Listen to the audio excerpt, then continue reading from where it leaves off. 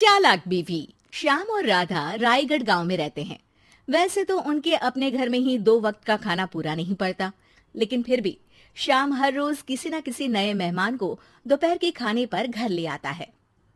एक दिन राधा कहती है, ये क्या है जी, जब आपको पता है कि हमारे पास अपना पेट भरने तक का खाना पूरा नहीं होता, फिर क्यों रोज किसी न किसी नए मेहमान को घर लेकर आ जाते हो? ऐसे तो जिंदगी जीना मुश्किल हो जाएगा। मेहमानों को खिलाना पुण्य का काम होता है, इससे भगवान खुश होते हैं। तुम क्यों उसके बीच में आकर पाप की भागीदारी बन रही हो? दोबारा मेरे सामने ऐसी बात मत करना, समझी? इसी तरह राधा बहुत बार श्याम को समझाने की कोशिश करती है, पर वो हर बार एक ही बात बोलकर उसे चुप करा देता है। इन्हें समझाना तो बेकार है, मुझे ही कोई ऐसी तरकीब सोचनी होगी जिससे मेहमान अपने आप ही यहाँ आना बंद कर दे। राधा तरकीब सोचने में लग जाती है और इसी तरह कुछ दिन बीत जाते हैं। एक सुबह श्याम बिना कुछ बताए जल्दी घर से निकल जाता है और राधा अपने काम में लग जाती है।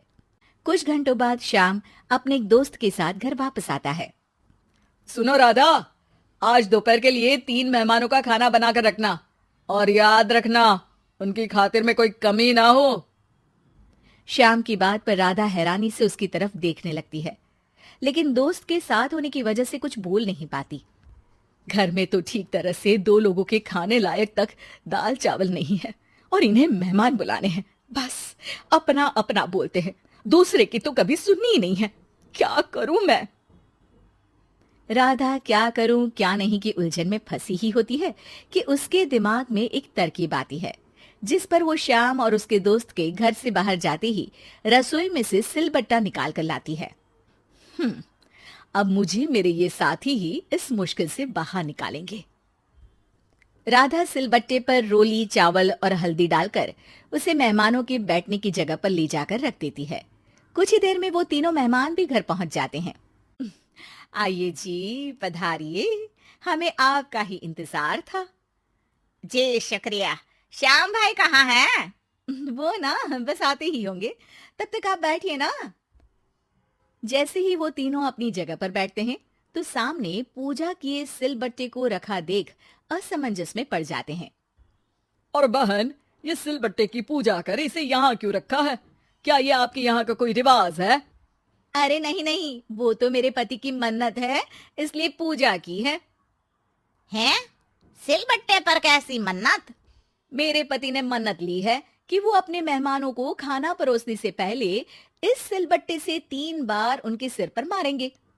राधा की ये बात सुन तीनों मेहमानों के चेहरों की हवाइयां उड़ जाती है, जिसे देख राधा मन ही मन हंसती हुई उन्हें दिलासा देते हुए कहती है, अरे आप लोग फिक्र मत कीजिए, ज्यादा तेज नहीं मारेंगे, बस 3 बार जरा सी थपकी।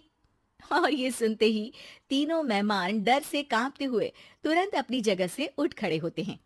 अरे अरे, आप सब उठ क्यों गए? मेरे पति बस आते ही होंगे, फिर सब साथ में खाना खाइएगा।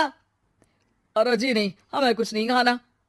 ये कहकर तीनों मेहमान बिना एक पल की और देरी किए घर से बाहर भाग जाते हैं, जिन्हें जाते हुए घर के अंदर आता श्याम देख लेता है। अरे वाह राधा, उन तीनों मेहमानों ने तो बड़ी जल्दी खाना खा लिया। नहीं ना, बिना खाए ही चले गए। अरे वो क्यों? क्योंकि वो खाने से पहले मुझसे ये सिलबट्टा मांग रहे थे, तो मैंने बोल दिया कि मेरी माँ ने दिया है, मैं नहीं दे सकती। बस फिर वैसे ही चले गए। राधा की बात सुन श्याम गुस्से से लाल होकर उस पर चिल्लाने लगता है। तुम पागल हो क्या? मेहमान को नाराज कर दिया। मेहमान जो मांगे उन्हें वो देना हमारा फर्ज है। इतनी सी बात तुम्हें कब समझ में आएगी? मैं अभी उन्हें ये सिलबट्टा देकर वापस घर में ले आता हूँ, तुम खाना तैयार रखना। अब श्याम सिलबट्टा उठाए घर से बाहर निकल जाता है और मेहमानों को ढूंढना शुरू कर देता है, जो उसे पास में ही एक पेड़ के नीचे बैठे दिखते हैं।